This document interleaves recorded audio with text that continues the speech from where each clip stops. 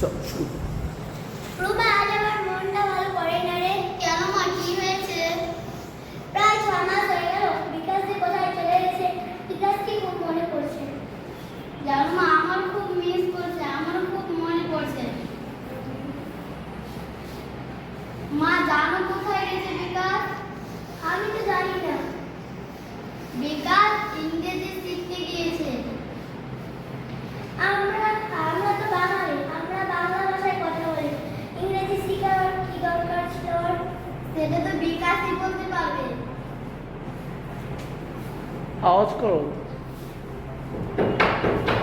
এই রুমা, দেখ তোরে দরজায় কে ঠক ঠক করছে।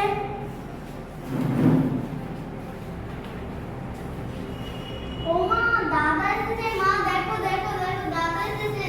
কি আশ্চর্য ব্যাপার রে বিকাশ, তোর কথা এখনই হচ্ছিল, আবার তুই এসে হাজির। তাই নাকি?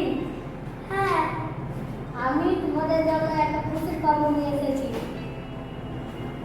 কি খুশির খবর? আমি পোস্ট অফিসে চাকরি পেয়েছি।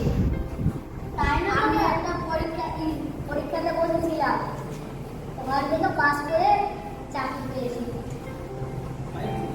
তাই নাকি দাদা? হ্যাঁ, পশ্চিমবঙ্গে বাংলা ইংরেজি শিখে খুব লাভ, খুব কাজ হয়েছে। আমি এখন বুঝতে পারছি বাংলা ইংরেজি ভাষা এক সমান গুরুত্ব রয়েছে। এই বিকাশ, এটা কি পার্মানেন্ট চাকরি? হ্যাঁ,